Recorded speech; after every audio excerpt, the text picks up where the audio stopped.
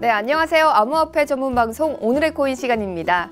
네, 어제 포항 지진으로 불안감에 잠 설치신 분들 많으실 텐데요. 지금도 계속 여진이 발생하고 있다고 합니다. 모두 안전에 주의하시기 바랍니다. 네, 이 시각 국내 주요 암호화폐 가격 시황 알아보도록 하겠습니다. 11월 16일 오전 10시 기준입니다. 오늘은 어떻게 변했을지 보도록 하겠습니다. 네, 비트코인이 821만 4천 원으로 전날 대비 7.34% 상승했고요. 이더리움이 37만 6,950원으로 전날 대비 1.34% 하락했습니다. 비트코인 캐시가 133만 9,900원으로 전날 대비 5.95% 하락했고요. 리플이 240원으로 전날 대비 2.56% 상승했습니다. 라이트코인이 7만 2,510원으로 전날 대비 1.95% 상승했고요. 모네로가 13만 6,610원으로 전날 대비 0.87% 하락했습니다. 이더리움 클래식이 19,505원으로 전날 대비 1.14% 하락했고요. 퀀텀이 13,020원으로 전날 대비 0.61% 상승했습니다. 네, 글로벌 암호화폐 시장을 분석해줄 송범선 애널리스트 나와주셨습니다. 안녕하세요. 안녕하세요. 반갑습니다. 송범선입니다. 전문가님, 지금 비트코인을 전송하는데 며칠이 걸린다던데 왜 이렇게 밀리는 거죠? 네, 좀 많이 느립니다. 근데 현재 이 트랜잭션 승인이 거의 10만 개 가까이 밀려있는 상태라서 비트코인 전송이 며칠씩이나 걸리는 경우도 있습니다. 그래서 이게 문제가 되고 있는 거죠. 원래 이런 문제를 조금 해결해 보고자 세그웨이2X가 예정돼 있었어요. 그래서 좀 빨리 전송할 수 있는 그런 것도 있었는데 그런데 이게 지금 무기한 연기가 돼버렸습니다. 아담 백이라는 사람이 있습니다. 자, 블록스트림 CEO이자 사토시 나카모토가 발표한 비트코인 백서에 인용된 해시캐시 발명가입니다. 이분이. 자, 그런데 현재 비트코인의 블록 크기 증가가 배제되지 않았다라고 말했습니다.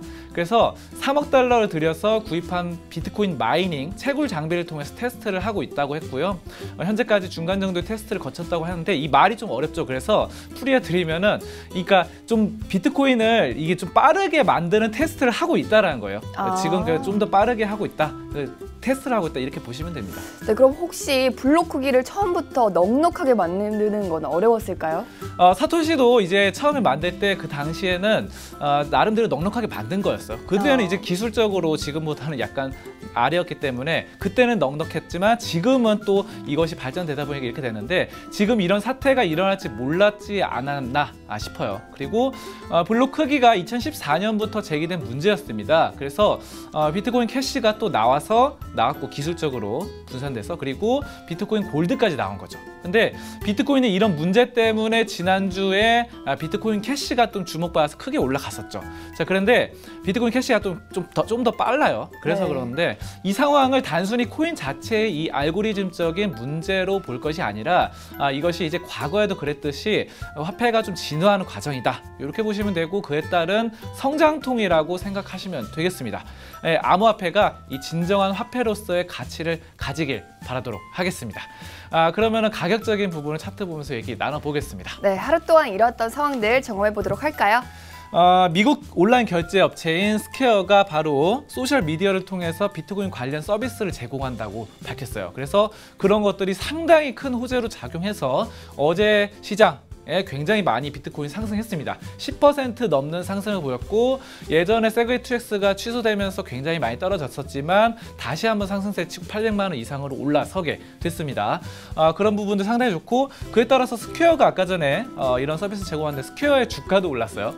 그런 부분도 볼 수 있고 자, 그래서 이 스퀘어가 발표한 것이 모바일 어플리케이션 이 앱을 통해서 모바일로 비트코인 매매 서비스를 한다라고 했습니다. 그래서 개인들이 좀 글로벌 금융 시스템에 참여할 수 있는 능력, 비트코인이 큰 영향을 끼친다고 관련자가 말을 했고요. 자, 아무튼 이런 것들 좀 비트코인 암호화폐 판이 커진다는 측면 상당히 긍정적이고 PC로 컴퓨터로 하는 것은 좀 약간 컴퓨터에 얽매여 있기 때문에 불편할 수 있어요. 하지만 이동하면서도 밖에서도 모바일로 핸드폰으로 거래하는 거 굉장히 편리하죠. 그래서 이런 부분들이 스퀘어가 좀 선점해서 이런 부분들이 점점 확대되면 좋을 것 같습니다. 자, 아무튼 비트코인 상당히 긍정적인 내용이고요. 그 다음에 리플 보겠습니다. 리플 같은 경우도 한때 좀 안 좋았었는데 220원대 저점을 찍고 바로 이런 부분들 크게 한번 모멘텀이 있는 이렇게 크게 상승하면서 꾸준하게 우상향에 나가는 240원대 전후까지 올라서는 그런 좋은 흐름입니다. 여기까지 암호화폐 종합 분석 시간입니다. 네, 말씀 감사합니다.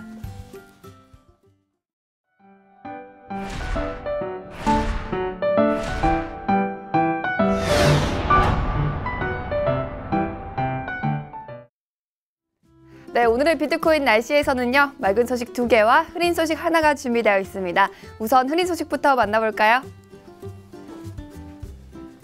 네, 지난 12일 발생한 일명 빗썸 사태의 서버 마비로 인한 투자자들의 항의가 끊임없이 빗발치고 있습니다. 피해자들이 모여 만든 빗썸 서버다운 집단 소속 모임은 개설 이틀 만에 가입자 수 5,000명을 넘겼고 피해자들의 경험담도 쏟아지고 있습니다. 그런데 이런 사고가 결국 처음은 아닙니다. 암호화폐 시장 자체가 규제 사각지대에 놓여 있다 보니 거래소가 이딴 사고를 쳐도 민사소송을 제외하면 제재도 받지 않습니다. 한국거래소나 증권사에서 이런 사고가 났다면 어땠을까요? 전 세계 1위 거래소라고 자랑하고 있지만 운영 방식은 세계 1위라는 말이 무색합니다. 홈페이지에 사과 공지 하나 올리고 불가피한 서버 점검이었다며 거래 대기 물량은 일괄 취소한다는 입장만 내놓고 있는데 더 이상의 방치는 그만해야 되지 않을까요? 네, 이번에는 맑은 소식 보도록 하겠습니다. 네, 암호화폐 인기에 힘입어 관련 도메인 몸값도 고공행진하고 있습니다. 지난 14일 한 도메인 시장에 이더리움닷컴이라는 이름이 1,000만 달러, 우리 돈으로 약 111억 원의 매물로 나왔습니다. 지난 10월에는 이드닷컴이 200만 달러에 팔렸는데요. 이는 암호화폐 관련 도메인 가운데 최고가에 해당합니다.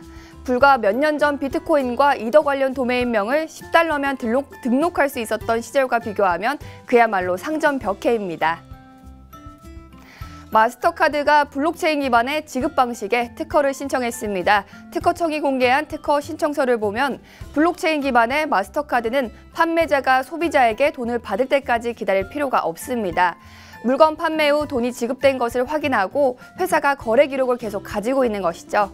신청서에는 금융기관으로부터 확인받은 거래를 보장해줄 수 있는 기술이 필요하다며 이 기술은 전자상거래를 포함한 다양한 지급거래 방식에 사용돼야 한다고 적혀 있습니다. 블록체인이 지급 방식을 쉽게 도와주는 날도 머지않은 것 같습니다. 중국이 전력 중단이라는 초강수를 두며 비트코인 채굴 규제에 나섰습니다. 중국 스촨시의 한 전력회사는 비트코인 생산은 불법 행위라면서 생산 중지 통보를 보냈습니다. 적발시 전력 공급을 중단한다는 등의 조치를 취할 것이라고 밝혔는데요. 암호화폐 채굴을 위해선 많은 전력이 필요하다는 점을 이용해 전력을 아예 끊어버리는 암호화폐 시장의 성장을 막겠다는 것이죠. 정말 대륙의 스케일이 그냥 나온 말이 아닌 것 같습니다. 네, 지금까지 오늘의 코인의 고은빛이었습니다.